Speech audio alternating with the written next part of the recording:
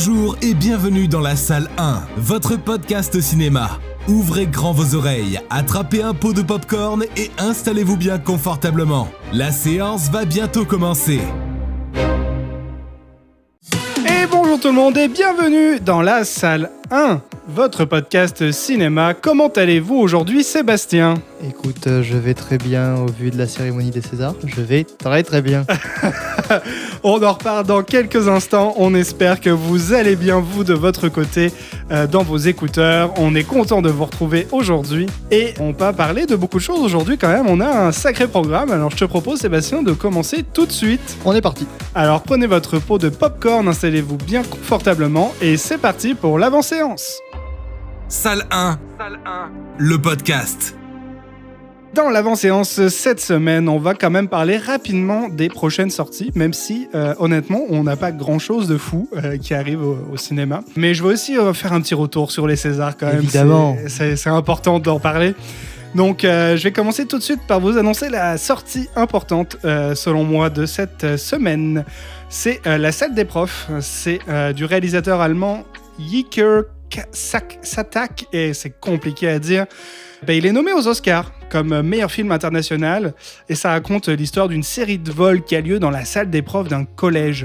Mais l'enquête va mener vers des découvertes et ça va ébranler l'établissement.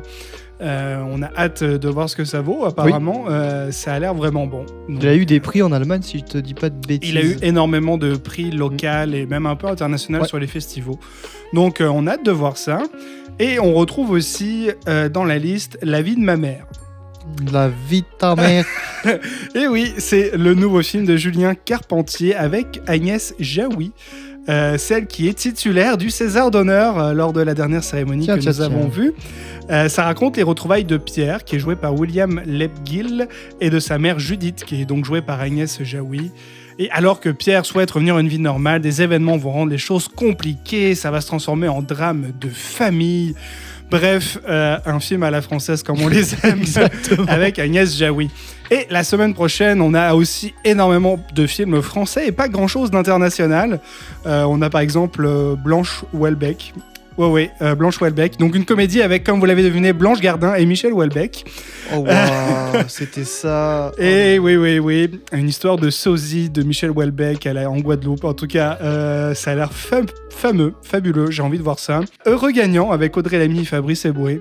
Okay. Ou encore Les Rois de la piste avec Fanny Ardant et Mathieu Kassovitz. Oh, avec le nom. Plein de belles choses à venir donc dans vos salles obscures. Oh, les cauchemars. Sinon, vous pouvez aussi revoir tous les films des Césars. Oui, parce que des films au César, il y en a eu de présentés et certains que même nous, avec Sébastien, on a loupé. Oui. Mais aujourd'hui, on va juste faire un tout petit retour sur ce qui s'est passé il y a 2 semaines parce qu'il s'est passé des choses. Déjà, on va parler d'Anatomie d'une chute. Moi, je pense il a tout raflé.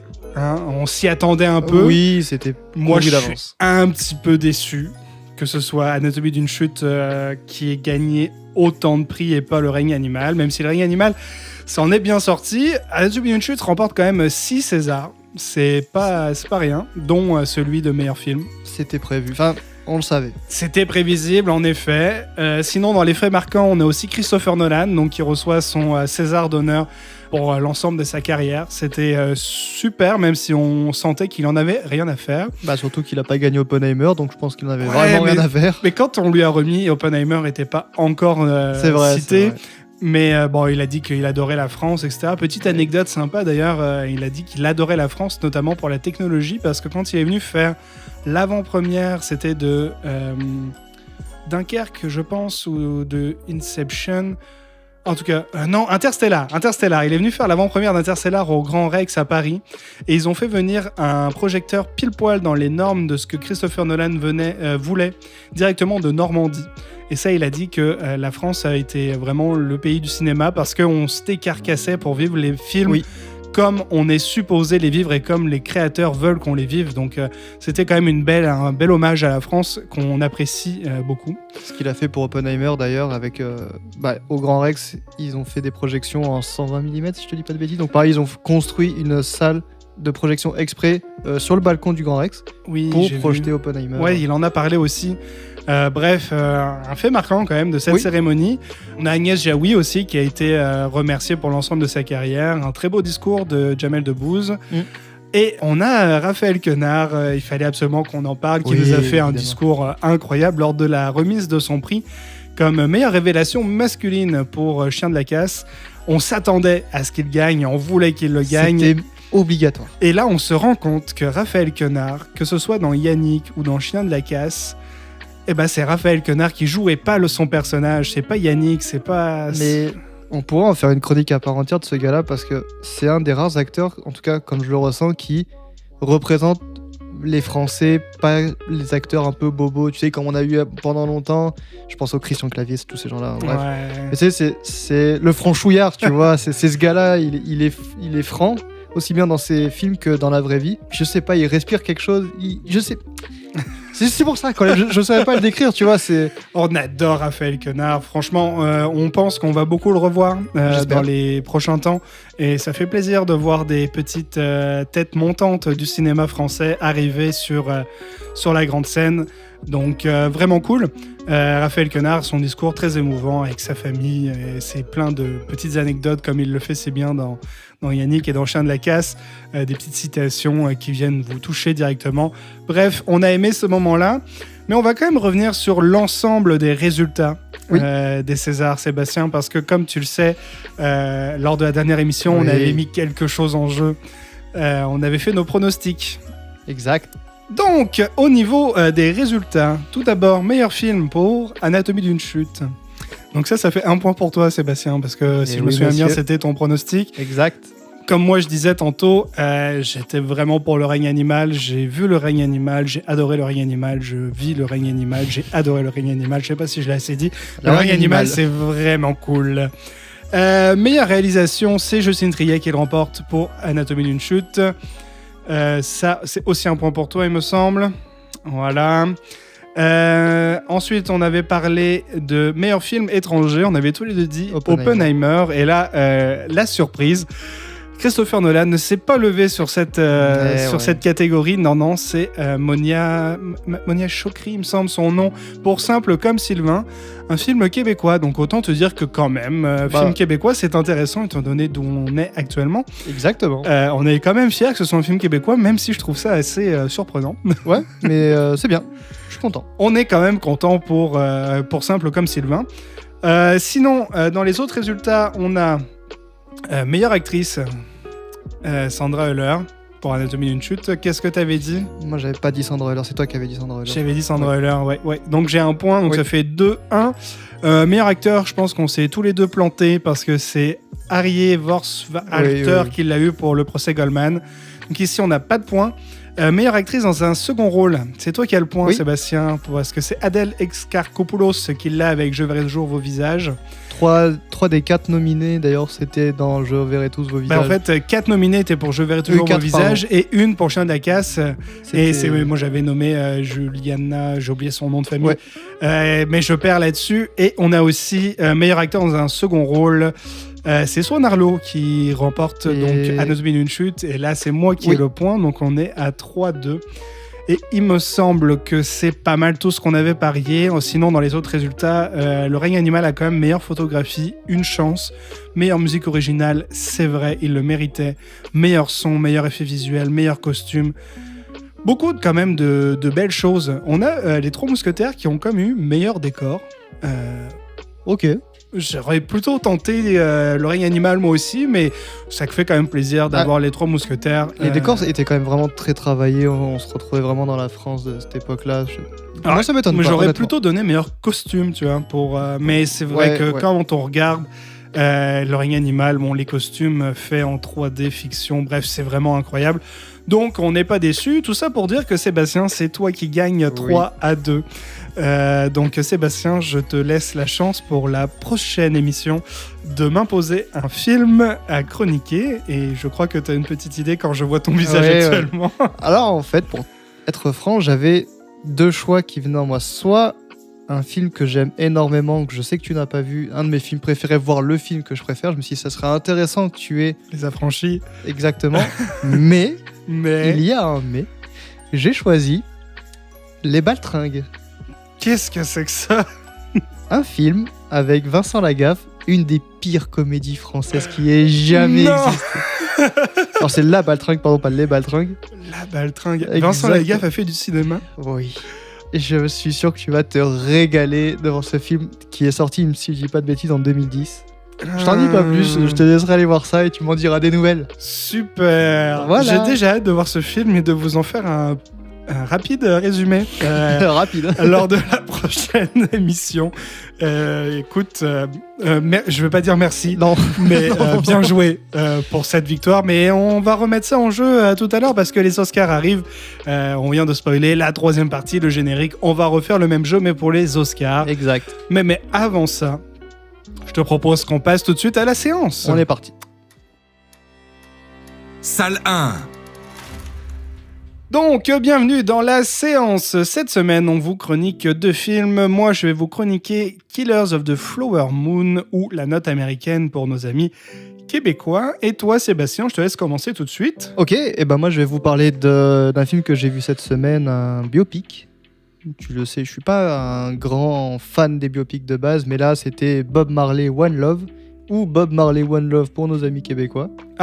Non, ils ont gardé le même nom, ils l'ont laissé en anglais. Écoute, à l'affiche au cinéma, c'était comme ça en tout cas. D'accord. Donc c'est un film, comme je vous l'ai dit, qui est sorti cette année au cinéma. C'est un film réalisé par... Je m'en fous, j'ai simple, je fais ce que je veux parce que je cherche le nom. C'est toi qui montes. Exactement. Par Reynaldo Marcus Green. Donc un réalisateur, c'est son 4e long métrage. Il n'a pas fait des choses ultra connues, mais en tout cas, c'est bien de le citer. Avec comme acteur qui joue Bob Marley, qui avait la tâche très difficile de jouer Bob Marley, Kingsley Ben-Adir, qu'on connaît notamment pour avoir un petit rôle dans Peaky Blinders. La femme de Bob Marley, elle, est interprétée par Lashana Lynch, une actrice plutôt en vogue, qu'on voit régulièrement dans des grosses productions, du Marvel, dans James Bond, le dernier James Bond d'ailleurs. Donc une actrice quand même assez connue. Alors le film, de quoi il parle? Il parle de Bob Marley. Là, jusque-là, tu me suis. Là, je te suis. Ça m'étonne un peu, mais je te suis. Et en fait, il parle plus ou moins de toute la vie de Bob Marley, mais sans trop aller dans les détails. C'est très bizarre, en fait. Je m'explique. Le film commence par un écran au noir, avec du texte qui raconte l'enfance de Bob Marley, rapidement, et aussi la situation géopolitique de la Jamaïque, qui est à ce moment-là en guerre civile entre des gangs, des chefs politiques, c'est le bordel. Parce que le pays vient d'avoir son indépendance vis-à-vis de l'Angleterre, donc c'est le bordel. Et en gros, Bob Marley va, j'allais dire se servir de ça, mais non, mais ça va être aussi l'élément déclencheur de toute la musique de Bob Marley, le mouvement Rastafari, tout ça en fait. Et le film commence vraiment, Bob Marley est un jeune adulte, et il va faire un concert pour la paix en Jamaïque. Donc on se dit, un peu comme l'époque, comme Ferrari, on se dit ok, ça va tourner autour de ça. Sauf que le concert arrive dans 20-25 minutes dans le film.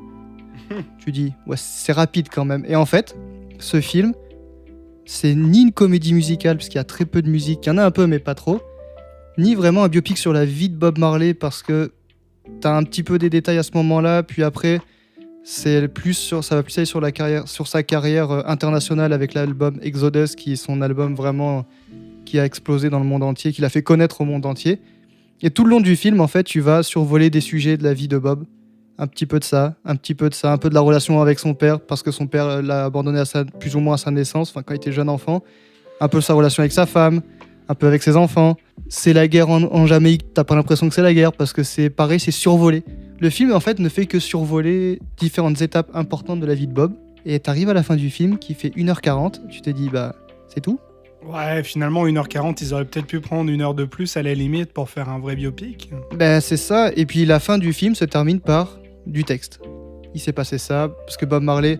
Il y a quand même des étapes importantes dans le film, je vais pas vous spoiler, parce qu'à un moment donné, on a tous écouté du Dan Aykroyd, on connaît tous la vie de Bob Marley. Il se fait tirer dessus chez lui en Jamaïque. Donc ça s'y est, mais... Limite, tu connais le contexte parce que c'est la guerre, mais c'est vite fait survolé. C'est brouillon, en fait. Et ensuite, il attrape un cancer et c'est ce qui va le tuer finalement dans la vraie vie.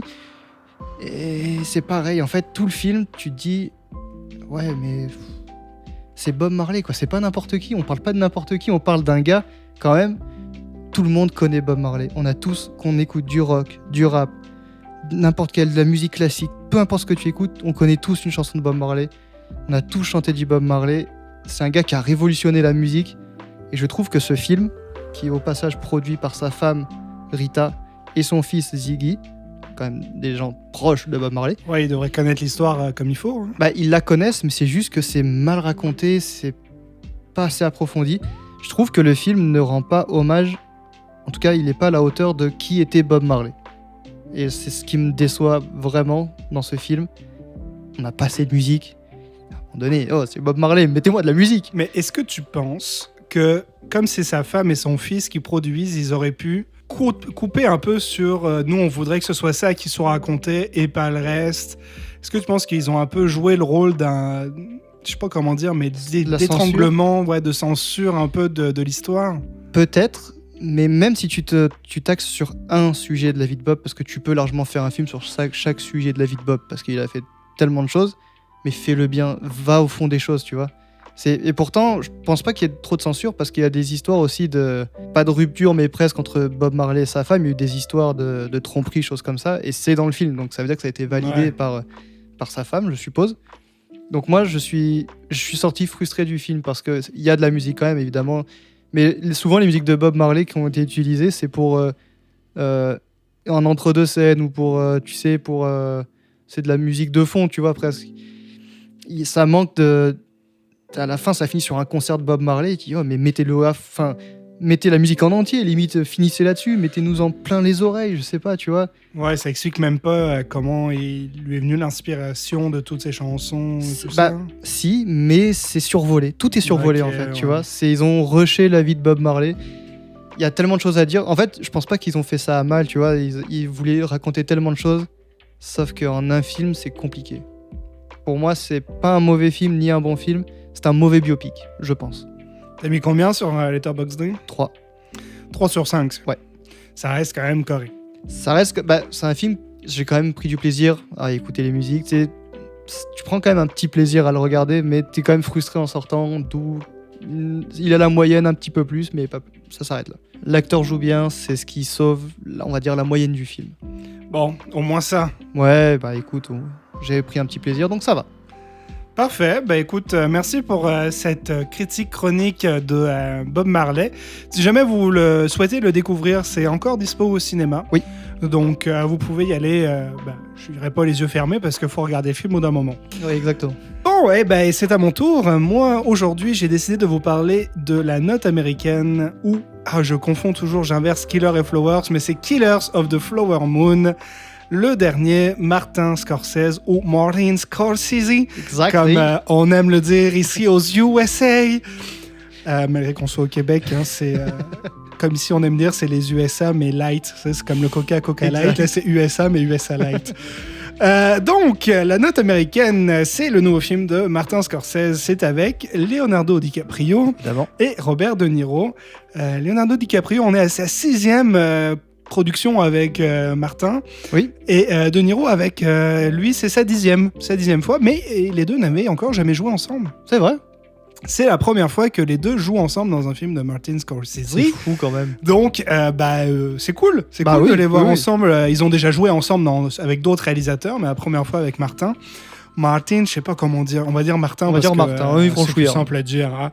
C'est une adaptation d'un roman non fictionnel, donc ça veut dire que c'est issu de faits historiques ou de faits réels. C'est un roman qui a été écrit par David Grann et c'est paru en 2017. Ça s'appelle La Note américaine, si jamais vous souhaitez le lire. Et on retrouve au cast donc les deux fameux, Leonardo et Roberto. Et on retrouve aussi Lily Gladstone et Jesse Plemons. Et qu'est-ce que ça mange en hiver, comme on dit au Québec, ou qu'est-ce que ça raconte ? Eh bien, ça raconte l'histoire des Amérindiens. C'est au début du XXe siècle où le pétrole a apporté la fortune au peuple Osage, qui, du jour au lendemain, est devenu l'un des peuples les plus riches du monde.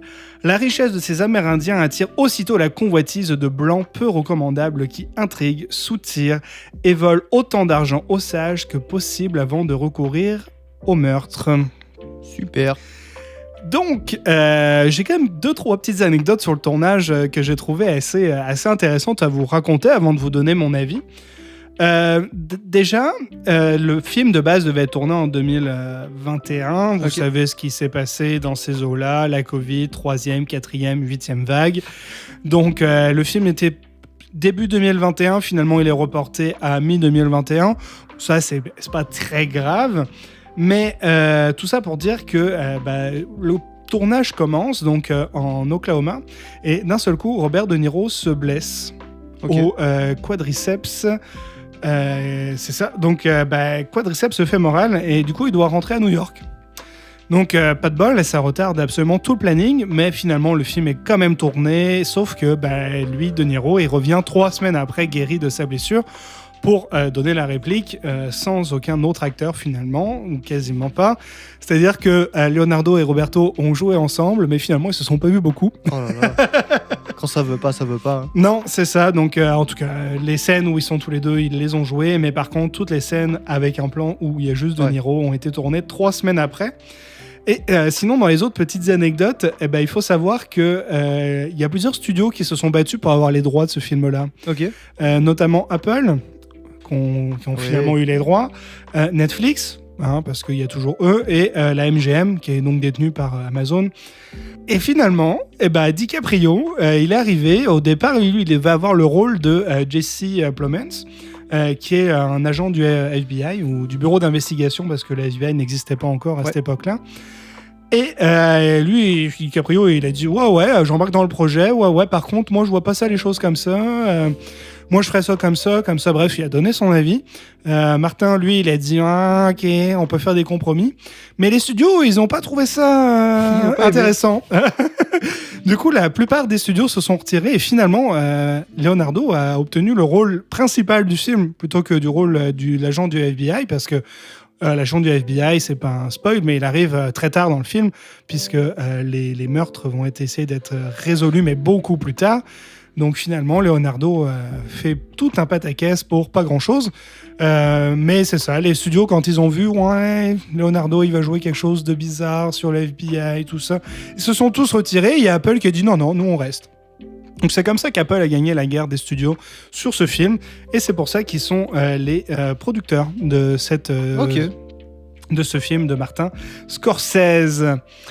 Bon, qu'est-ce que moi j'en ai pensé ? Eh ben écoutez, moi j'ai aimé le film. C'est vrai qu'il est beau. Il est très beau. L'histoire est quand même assez intéressante. Je veux dire, intéressante en réalité, c'est l'histoire la vraie. C'est ce qui s'est passé. C'est étonnant d'ailleurs que des choses comme ça se passent à cette période-là. Je veux dire, on est quand même au XXe siècle. C'est super récent. Et ça m'a un peu bouleversé sur ce sujet-là. Mais le film est quand même super bien réalisé. Ça, on peut pas l'enlever à Martin.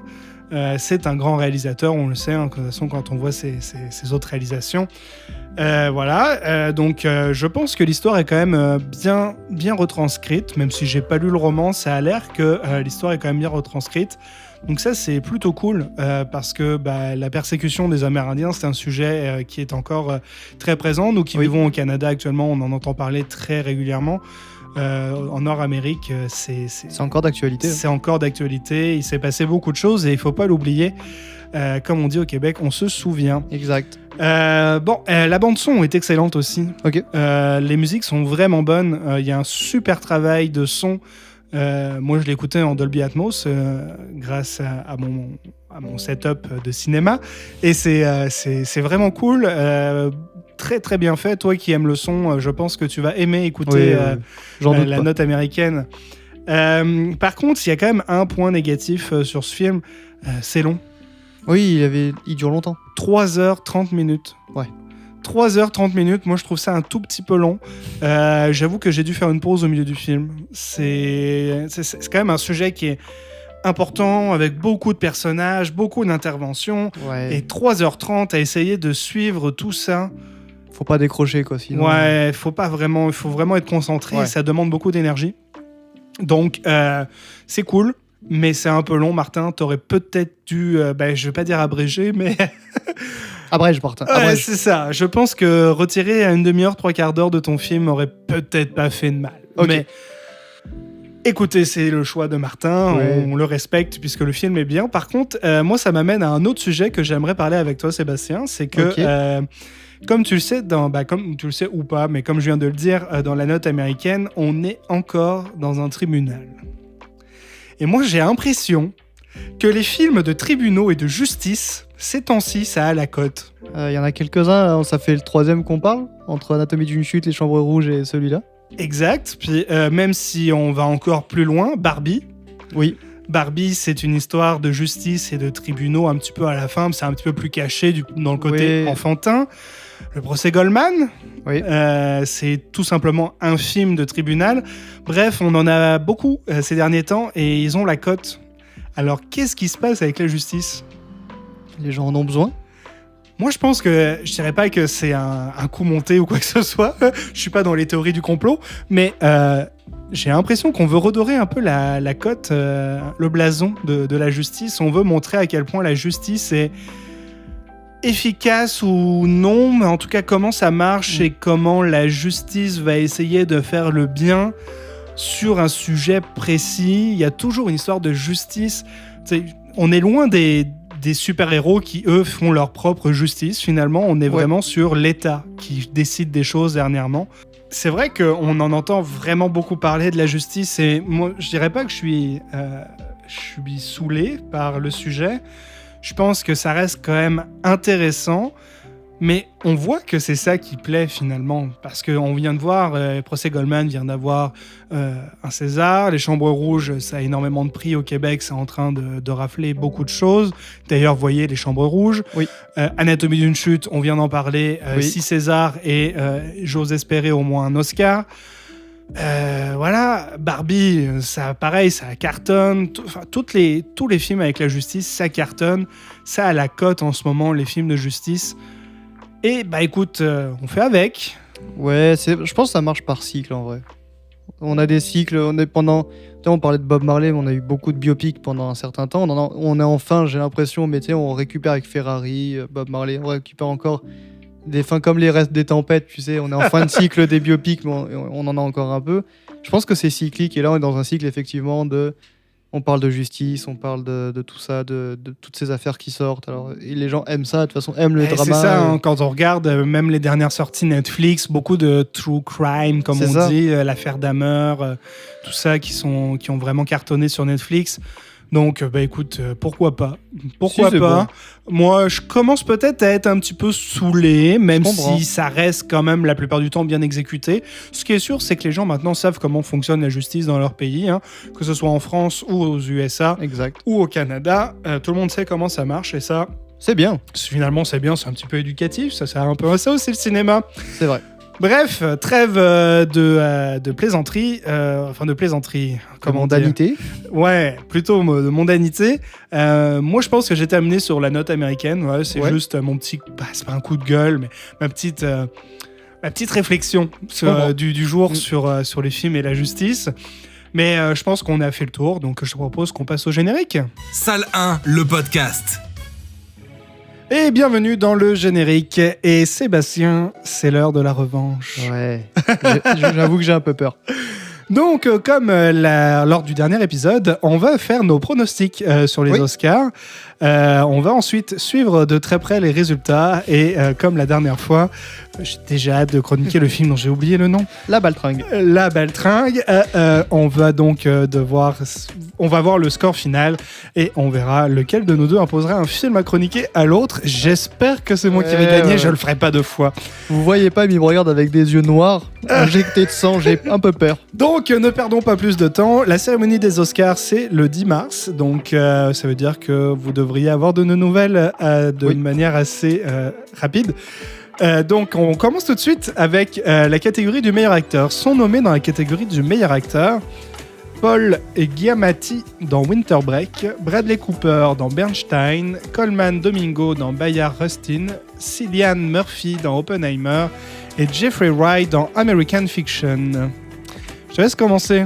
Écoute, vu que j'ai gagné la première fois, je vais y aller avec le cœur cette fois. Plus de stratégie, je vais voter Cillian Murphy pour Oppenheimer. Ben ouais, moi je pense, j'ai pas vu énormément des films cités ici. J'ai juste vu Oppenheimer et American Fiction. Et selon moi, Jeffrey Wright devrait pas avoir le meilleur acteur sur ce film-là. Donc, moi aussi, Cillian Murphy, je suis désolé, mais on est d'accord. Ouais, sans faute. Donc, on passe à meilleure actrice. Meilleure actrice, donc, dans la catégorie des meilleures actrices sont nommées Emma Stone pour Pauvre créature, pour Things, Lily Gladstone dans Killers of the Flower Moon, dont on vient d'en parler, Annette Bening dans Insubmersible, Carey Mulligan dans Bernstein et Sandra Hüller dans Anatomie d'une chute. Je vais commencer ? Vas-y. C'est Emma Stone qui va la voir. Emma Stone dans Poor Things. J'ai vu Poor Things il y a littéralement 2 heures. Même pas, au moment où on enregistre cet épisode. Et si elle l'a pas, je le comprends pas. Alors, je risque de pas être très original et on va croire que c'est un coup monté que j'ai peur, mais j'allais voter Emma Stone aussi parce que même si on parle souvent d'Anatomie d'une chute, non, Emma Stone, elle est là, quoi. Ouais, vous le voyez pas, mais elle est là. Non, honnêtement, je viens de voir le film. J'en ferai sûrement une chronique un jour parce que c'est fou. Et waouh, fait que ouais. Emma Stone, bon, ouais. Pour l'instant, on est d'accord, c'est pas... attendons le prochain, on va peut-être encore être d'accord. Peut-être. On passe au meilleur film d'animation. Ouais. Meilleur film d'animation sont nommés Nimona, Mon ami robot, Le garçon et le héron de Miyazaki, évidemment, Élémentaire, le dernier Disney Pixar, et Spider-Man Across the Spider-Verse. Je te laisse commencer. Alors, je sais pour qui tu vas voter, donc je vais pas voter celui-là pour le suspense. Okay. Pour moi, déjà, vite fait, Élémentaire, c'est sûr que non. Donc moi, je vais aller avec Le garçon et le héron de Miyazaki, parce que Miyazaki. Ouais, mais pourtant, c'est Spider-Man Across the Spider-Verse qui va le remporter. C'est moi qui te le dis, Sébastien, c'est celui-là. Il l'a pas parce que ce film est un pur bonbon incroyable à déguster. Et il n'a quasiment rien remporté dans les derniers festivals, partout où il va. À chaque fois, il est oublié. Non, mais je suis d'accord, je sais qu'il va le gagner, mais il faut du beau jeu. Mais je te jure que s'il l'a pas, je vais pleurer toute ma vie. Oui, parce que je vais gagner. Oh. Catégorie suivante, meilleur acteur secondaire. Nous avons Mark Ruffalo dans Pauvre créature, Robert De Niro dans Killers of the Flower Moon, Robert Downey Jr. dans Oppenheimer, Sterling K. Brown dans American Fiction et Ryan Gosling dans Barbie. C'est à toi de commencer. C'est à moi ? Ouais. Je vais aller sans trop d'hésitation avec Robert Downey Jr. dans Oppenheimer. Ok. Moi, je sais vraiment pas. Je viens de voir Poor Things et je suis un peu biaisé. J'ai envie de dire Mark Ruffalo. Mais selon moi, Ryan Gosling va l'avoir. Ah, tu crois, pour Barbie ? Moi, je pense que Ryan Gosling va l'avoir. Il y a tellement de médiatisation actuellement. On sait que les Oscars, c'est beaucoup d'argent et beaucoup de relationnel. Et Ryan Gosling est vraiment très fort là-dessus. Bah, tu vois, moi, justement, j'irais plutôt avec Margot Robbie, alors, dans ce cas-là. Plus que Ryan Gosling. Ok. Voilà. Bon, je sais pas, on verra peut-être les deux aussi, on sait pas. On verra la liste des meilleures actrices, peut-être. Oui, elle est pas dedans. On vient de la faire, en plus. C'est vrai qu'elle est pas dedans. Elle est pas dedans, elle est pas nommée. Elle la mérite pas, voilà. Allez, hop. Suivant. Ok, écoute, passons au meilleur réalisateur avant de faire femme secondaire. Ouais. Meilleur réalisateur, on a Justin Triet, Cocorico, Anatomie d'une chute. On a Martin Scorsese pour Killers of the Flower Moon. On a Yorgos Lanthimos pour Poor Things. Christopher Nolan pour Oppenheimer. Et Jonathan Glazer pour La Zone d'intérêt. Ah, vas-y. C'est à ton tour. Ouais. Et là, tu hésites, hein ? J'hésite. J'ai vu tous les films sauf La Zone d'intérêt parce qu'il est encore disponible nulle part et qu'il n'a pas été diffusé au Québec. C'est vrai. Moi, j'y vais avec le cœur. Yorgos Lanthimos pour Things. Il le mérite. Écoute, je vais tenter un truc. Parce qu'en vrai, j'hésite beaucoup aussi, mais on va faire le beau jeu, je vais dire Justine Triet. Je me mouille, je le dis, Justine Triet pour Anatomie d'une chute. C'est fou, hein. Non, imagine. Alors, ce serait cool. Moi, je pense que Anatomie d'une chute doit avoir un Oscar parce que Cocorico et qu'on est français. T'imagines ? Non, mais juste pour le beau jeu, de passer devant Martin Scorsese et Christopher Nolan, rien que. Ouais. Ça, ce serait quand même. Mais déjà, c'est impressionnant parce que Oppenheimer a vraiment tout raflé sur son passage. D'ailleurs, un autre film de justice, puis aussi un biopic, vu qu'on en parlait tout à l'heure. Mais Christopher Nolan s'est fait dépasser par un film québécois. Lors des Césars, s'il se fait dépasser par un film français lors des Oscars, je pense qu'il pleure sa mère. Ouais, mais bon, franchement, j'ai envie d'y croire. Ok, c'est bon, les votes sont enregistrés et on passe tout de suite à meilleure actrice dans un rôle secondaire et sont nommés dans cette catégorie America Ferrera dans Barbie, Daniel Brooks dans La couleur pourpre, Da'Vine Joy Randolph dans Winter Break, Emily Blunt dans Oppenheimer et Jodie Foster dans Insubmersible. C'est à toi. Je vais aller, pareil, sans hésiter, Emily Blunt. Elle a vraiment été bien dans Oppenheimer. Ouais. Bah, désolé, mais moi aussi. Ah, écoute, non, mais là, je pense pas qu'il y ait vraiment. Après, j'ai pas vu que la majorité des autres, à part Barbie, je les ai pas vus les trois autres, mais. Jodie Foster, peut-être, apparemment, elle a l'air vraiment incroyable, mais je reste quand même sur Emily Blunt dans Oppenheimer. Ouais, elle a vraiment été incroyable dans ce film-là. Le film est tellement bon en même temps. Ok, donc passons à l'avant-dernière catégorie de ce pronostic maton. Je sais pas comment on pourrait appeler ça. Cette compétition de pronostics. Exactement. Donc, dans la catégorie meilleur scénario original, les nommés sont Winter Break de David Hemmingson, May December de Sammy Birch et Alex Mechanic, Past Lives de Céline Song, Anatomie d'une chute de Justine Triet et Arthur Harari, et Bernstein de Bradley Cooper et Josh Singer. Je pense qu'on va voter la même chose. Honnêtement, j'ai envie que ce soit sur cette catégorie que Anatomie d'une chute le remporte. Mais j'ai vu Past Live hier. C'est incroyable aussi. J'ai adoré Past Live. Je vais voter Past Live. Ok, je te laisse Anatomie d'une chute. Allez, c'est gentil. Je prends Anatomie d'une chute. Je le garde avec moi. Ça me fait plaisir. Bon, et il nous reste une catégorie et pas des moindres. Il nous reste la catégorie du meilleur film. Et waouh, la liste qu'on a finalement est longue. C'est vraiment très long. Je vais quand même tous vous les lire pour que vous appréciez ma belle voix plus longtemps. Donc, dans la catégorie des meilleurs films, les nommés sont Winter Break de Mark Johnson, American Fiction de Cord Jefferson, La Zone d'intérêt de James Wilson, beaucoup de on, dis donc, Barbie de Margot Robbie, Oppenheimer de Christopher Nolan, Pauvre créature avec Emma Stone, mais de Yorgos Lanthimos. D'ailleurs, Barbie, c'est pas Margot Robbie. Non, c'est Greta Gerwig, pardon. C'est ça, merci. Gerwig. Past Live, c'est pareil, c'est Céline Song qui l'a réalisé. Anatomie d'une chute de Justine Triet, Bernstein avec Bradley Cooper et Killers of the Flower Moon de Martin Scorsese, Martin, le bon vieux Martin. Est-ce que je suis original ? Non, Oppenheimer. Tu penses que Oppenheimer va avoir meilleur film ? Ouais, j'ai envie, j'aime bien Oppenheimer. Vraiment, c'est vrai qu'il est bien. Mais autant, tu vois, je pense que Cillian Murphy mérite le meilleur rôle. Mais je pense pas que finalement. On parle de relationnel, pour le coup, Christopher Nolan, niveau relationnel. C'est vrai. Moi, honnêtement, ils sont. Enfin, j'allais dire tous le méritent. Tous, non. En vrai, je suis pas sûr que Barbie ait sa place là-dedans. C'est un bon film, mais je pense pas qu'il ait sa place. Mais bon, bref. Sinon, c'est vrai que La Zone d'intérêt mériterait aussi. Past Lives aussi. Mais Oppenheimer, c'est Christopher Nolan. C'est Oppenheimer. Ok. Écoute. La Baltringue 2. Hâte de voir ce film. Non, moi, je vais y aller avec Poor Things. Ok. Ouais. Pauvre créature. Comme je dis, je suis peut-être absolument complètement biaisé parce que je sors juste de le voir. Mais il est tellement incroyable que, selon moi, il le mérite. Donc là, j'y vais avec le cœur, encore une fois. Ok. Donc je vais dire Poor Things là-dessus. Bah écoute, je pense que les pronostics sont fermés. Oui, les jeux sont faits, rien ne va plus. Et waouh, j'aurais pas trouvé mieux comme réplique que celle d'un casino. Même si ce n'est pas de l'argent, mais comment on appelle ça, de la dignité. Du temps et de la dignité surtout, qui sont en jeu. Écoute, merci Sébastien pour ce jeu. J'espère le gagner cette fois-ci. Je suis désolé, mais j'espère ta défaite parce que j'ai moi aussi une bonne idée de film à te faire chroniquer. C'est la fin de ce podcast. Vous ne nous verrez plus jamais. Voilà, c'est fini. C'est la fin, mais non, on vous rassure, vous nous retrouvez dans 2 semaines. Et oui, on vous laisse pas comme ça, on vous reviendra avec les résultats, mais aussi avec 2 autres films à chroniquer et bien sûr toute l'actu cinéma dans la bonne séance. On espère que vous avez apprécié cet épisode.